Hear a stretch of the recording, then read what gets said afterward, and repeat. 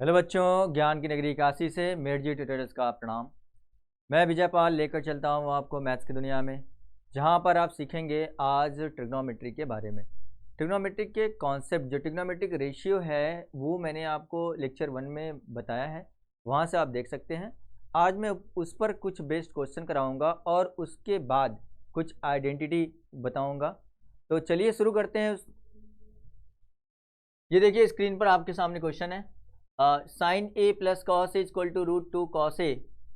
तो फाइंड करना है कॉट ए की वैल्यू क्या होगी। ठीक है, कॉट ए लिखा नहीं है, यहाँ पे लिख देता हूँ मैं, कॉट ए की वैल्यू क्या होगी ये फाइंड करना है कि कॉट ए कितना आएगा। कॉट ए कितना आएगा, कॉट ए की वैल्यू फाइंड करनी है। कॉट ए की वैल्यू फाइंड करनी होगी। तो इसको सिंप्लीफाई करते हैं। Sine A equal to root two cos A minus cos A plus cos A को उस साइड ले जाएंगे तो माइनस हो जाएगा।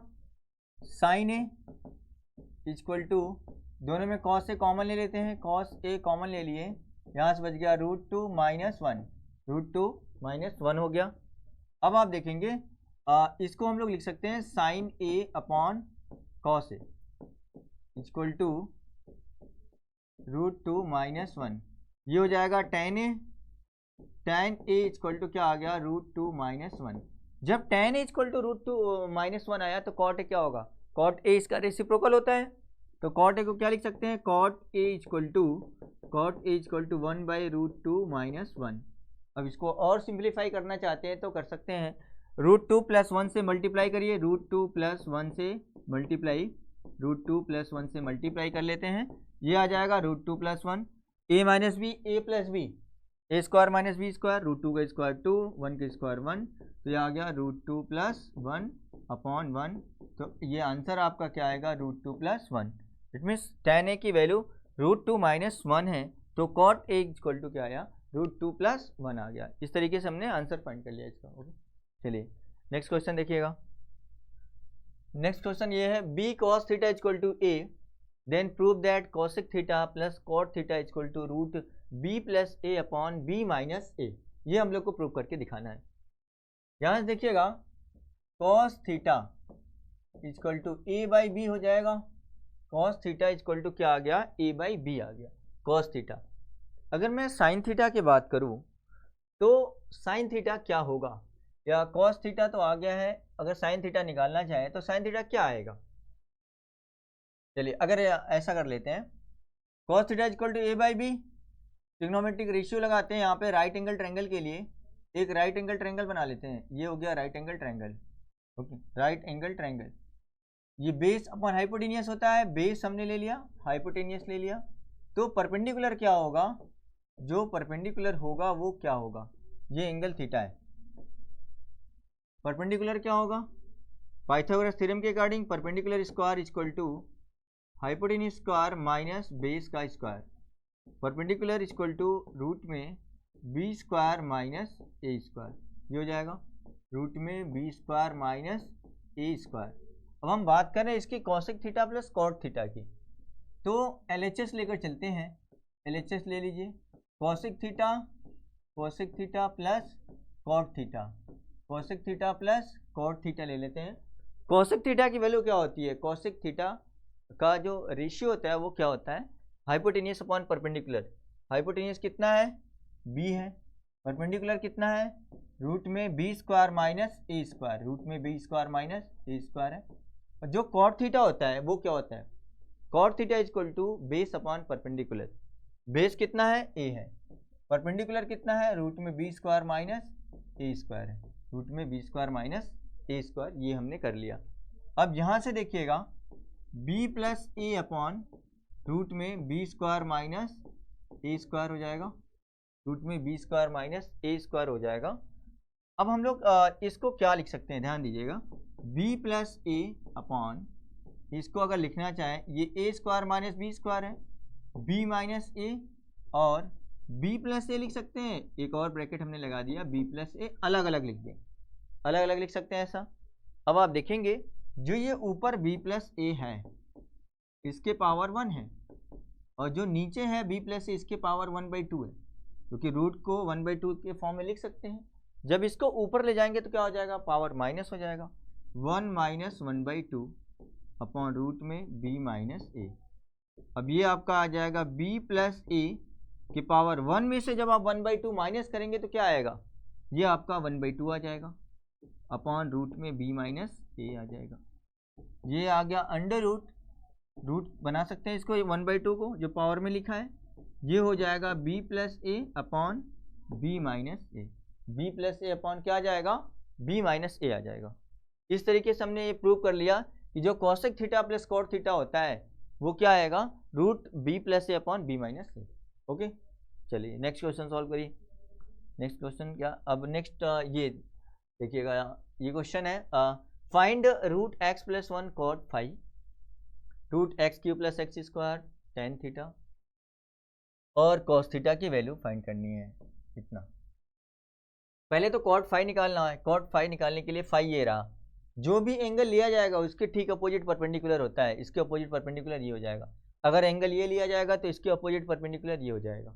ओके ठीक, अब देखिएगा ये फाई, ये एंगल लिया जाएगा, अगर ये एंगल लिया जा रहा है तो जो परपेंडिकुलर होगा ये होगा, ये दिया नहीं, इसको फाइंड कर लेते हैं हम लोग। पी क्यू का स्क्वायर इक्वल टू क्या हो जाएगा, P Q square equal to hypotenuse square minus perpendicular square. It means X plus 2 का स्क्वायर, एक्स प्लस 2 का स्क्वायर माइनस एक्स का स्क्वायर, ये क्या आ जाएगा, A square plus B square plus 2ab minus X square plus X square minus X square cancel, ये आ गया 4 1 प्लस एक्स आ जाएगा पी क्यू स्क्वायर। अब पी क्यू इक्वल टू क्या आ जाएगा, अंडर रूट 4 1 प्लस एक्स, क्या आ जाएगा 4 1 प्लस एक्स, ये आ गया पी क्यू। तो ये पी क्यू की वैल्यू आ गई 4 1 प्लस एक्स, रूट में 4 1 प्लस एक्स लिख सकते हैं ऐसा। चलिए अब फाइंड करते हैं जो वैल्यू हम लोग को फाइंड करनी है। फर्स्ट है root X plus 1 cot phi root X plus 1 cot phi find करना है। तो रूट एक्स प्लस 1 जो कॉट फाई है वो क्या होगा, बेस अपॉन परपेंडिकुलर होता है। तो फाई जो लिया गया इसके अपोजिट परपेंडिकुलर ये हो गया, बेस ये रहा, तो क्या लिखा जाएगा, बेस अपॉन परपेंडिकुलर। तो बेस क्या है, ये एक्स है, एक्स अपॉन परपेंडिकुलर कितना है, रूट में 4 1 प्लस एक्स।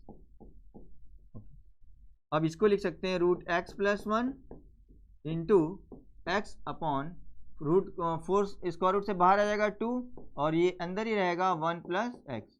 अब 1 प्लस एक्स से 1 प्लस एक्स कैंसिल हो गया, दोनों क्या बच गया, x/2 बच गया। आंसर क्या आ गया, x/2। पहले का आंसर x/2 आ गया। अब सेकेंड सॉल्व करते हैं।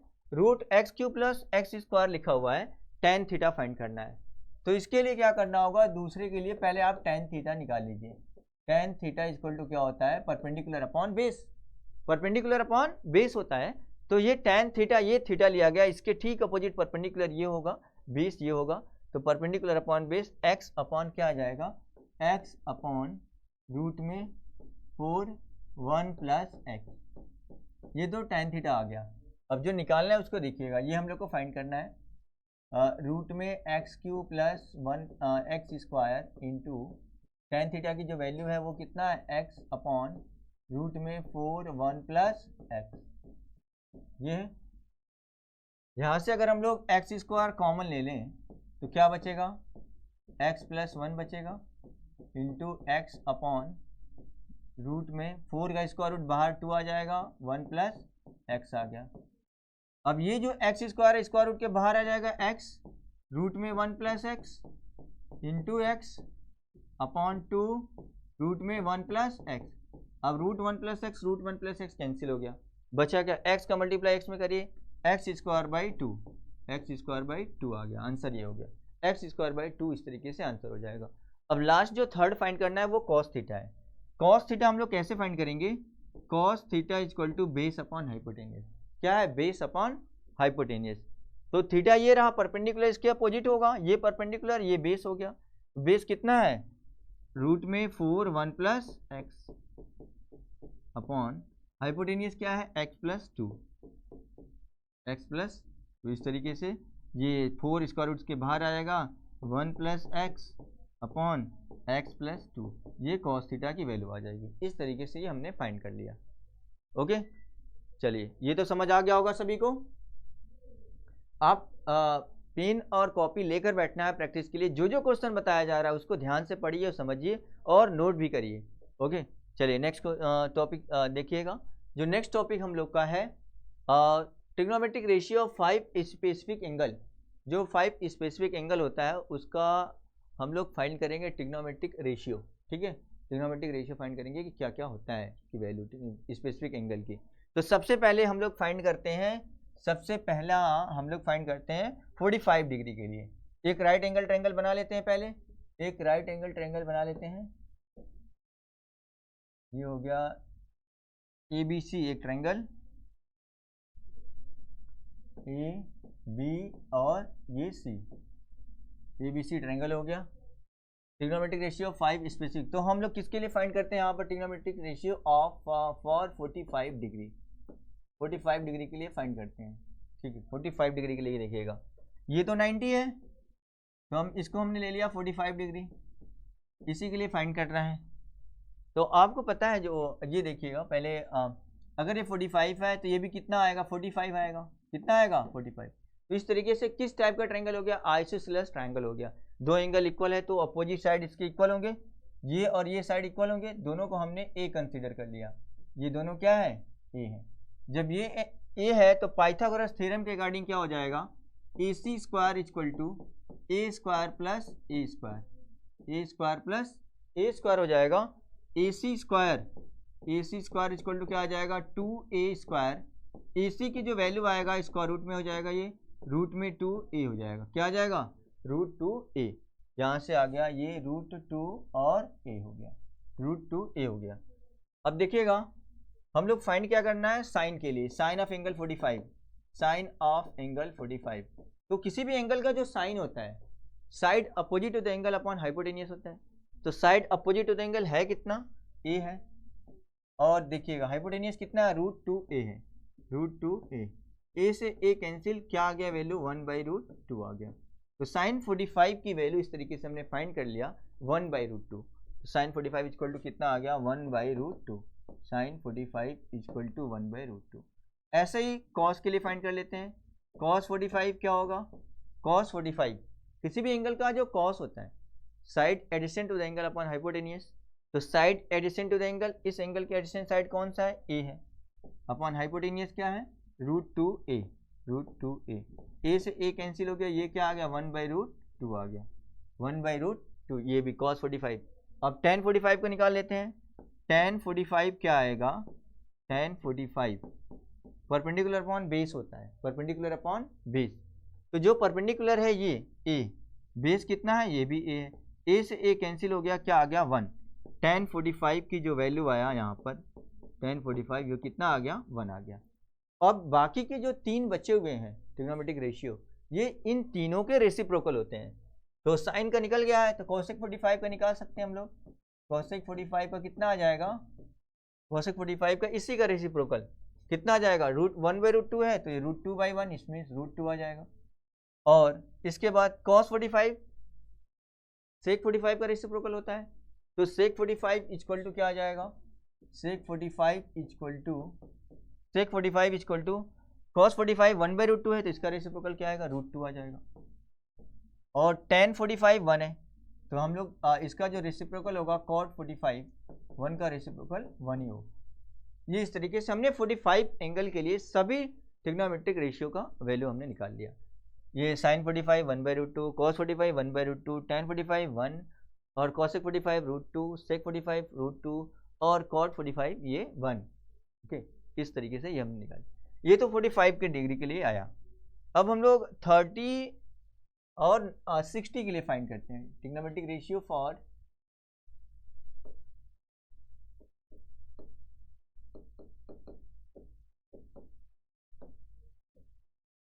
30 and 60, 30 and 60, 30 के लिए और 60 की बात करते हैं। तो एक पहले तो यहाँ पर एक इक्विलैटरल ट्रायंगल ले लेते हैं। कौन सा ट्रायंगल? Equilateral triangle. चलिए इक्विलैटरल ट्रायंगल हमने ले लिया, एक इक्विलैटरल ट्रायंगल लिया हमने A B C, A B और सी। अब जब ये इक्विलैटरल ट्रायंगल है, सभी एंगल कितने होंगे? 60 डिग्री होंगे, सभी एंगल 60 डिग्री के होंगे। ये भी 60 होगा, ये भी 60 होगा और ये भी 60 होगा। अब ये देखिएगा सभी 60 हो गए। जब तीनों एंगल इक्वल है, तीनों साइड भी इक्वल होगा, तीनों साइड को हम लोग क्या ले लेते हैं? ए। ये हमने इसको ए ले लिया, इसको भी ए ले लिया और ये भी ए हो गया। अब यहाँ से एक परपेंडिकुलर लाइन ड्रॉ कर देते हैं।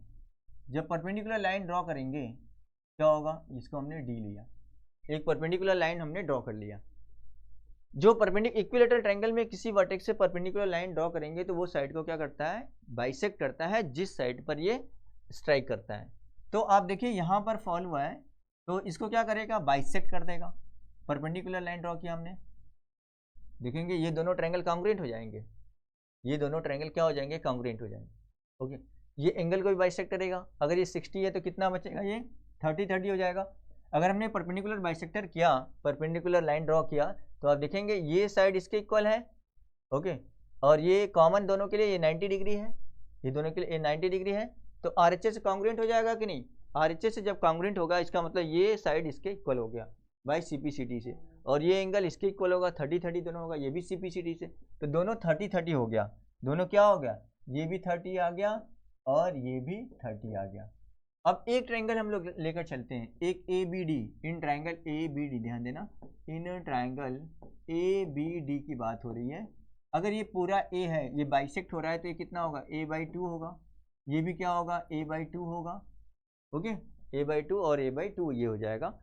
अब जो हमने ये ट्रायंगल लिया है, जो हमने ये ट्रायंगल लिया है, जहाँ पर हमने जो ये ट्रायंगल लिया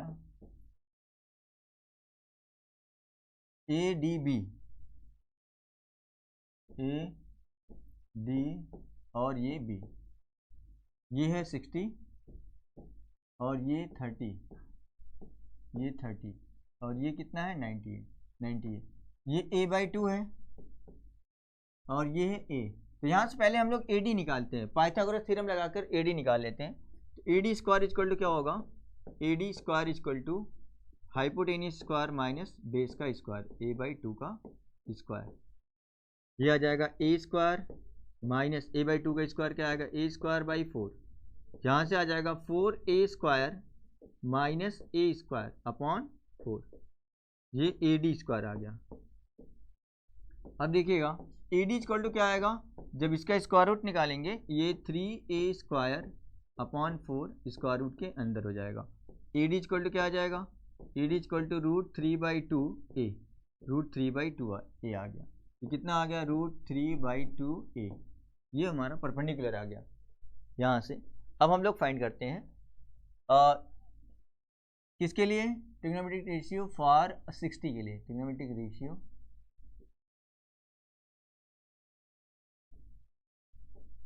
फॉर 60। फिर इसके बाद 30 के लिए भी फाइंड कर लेंगे। 60 रहा ये, तो किसी भी एंगल का साइन की बात कर रहे हैं, तो साइन 60 के लिए, तो साइन 60 इक्वल टू क्या हो जाएगा? Sine 60 equal to sine theta equal to क्या होता है? किसी भी एंगल का जो साइन होता है, side opposite to the angle upon hypotenuse. तो side opposite to the angle क्या है? ये √3/2A है, √3/2A अपॉन हाइपोटेनियस क्या है? A है। ये A से A कैंसिल हो गया, क्या आ गया? √3/2। इस तरीके से साइन 60 की जो वैल्यू है वो √3/2 आ गई। अब ऐसे cos 60 निकालते हैं, cos 60 क्या आ जाएगा? cos थीटा इक्वल टू किसी भी एंगल का जो cos होता है, side adjacent to the angle upon hypotenuse, side adjacent to the angle upon hypotenuse होता है।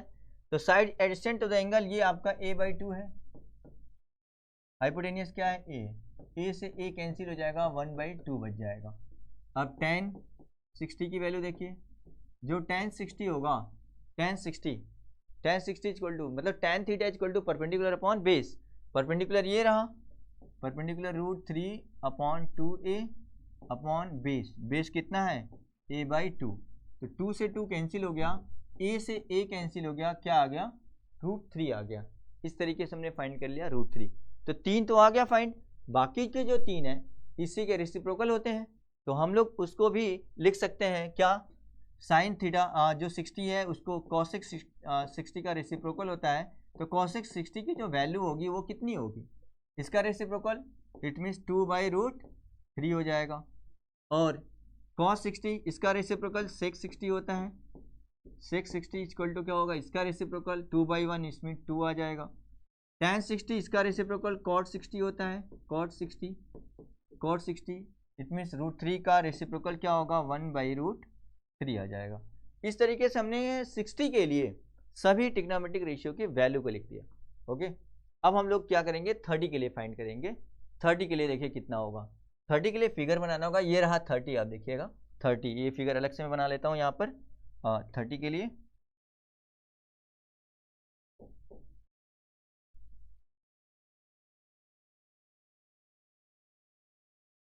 ये है आपका, इधर देखिए वापस इस फिगर को, ए डी बी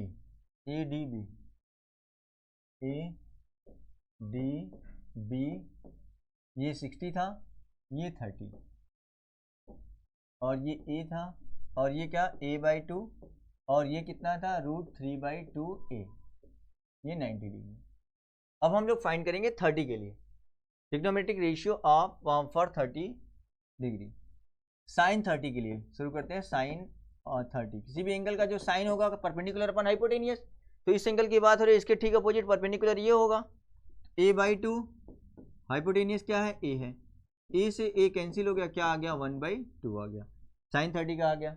अब किसकी कॉस 30 के लिए देखते हैं, कॉस 30 जो आएगा, कॉस 30 बेस अपॉन हाइपोटेनियस होता है, बेस अपॉन हाइपोटेनियस, तो जो बेस कितना है a/2, हाइपोटेनियस कितना है a है, a से a कैंसिल हो गया 1/2 हो गया cos 30। अब ऐसे tan 30 के लिए देखिए क्या होगा, tan 30 परपेंडिकुलर अपॉन बेस होता है, तो परपेंडिकुलर √3/2 a अपॉन जो बेस है वो आपका a/2 है, 2 से 2 कैंसिल, a से a कैंसिल, ये क्या आ गया tan 30 cos 30 की वैल्यू, ये देखिए यहाँ पर मिस्टेक हो गया, सॉरी, इसको हम लोग फिर से कर लेते हैं।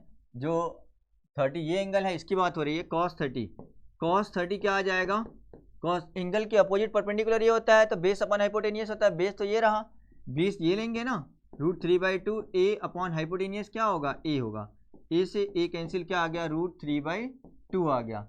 अब ऐसे tan 30 क्या आ जाएगा, tan 30 equal to perpendicular upon base होता है, तो इसके अपोजिट परपेंडिकुलर ये रहा a/2, और जो बेस है वो कितना हो जाएगा √3/2a, 2 से 2 कैंसिल, a से a कैंसिल, 1/√3 आ गया, 1/√3 आ गया। ओके, अब बाकी के जो 3 है ये इसी के रेसिप्रोकल रेसिप्रोकल होते हैं, तो बाकी के 3 इसका रेसिप्रोकल लिख लीजिए। कोसेक 30 साइन 30 का रेसिप्रोकल होता है, तो साइन 30 अगर 1/2 है तो कोसेक 30 कितना होगा, 2 होगा।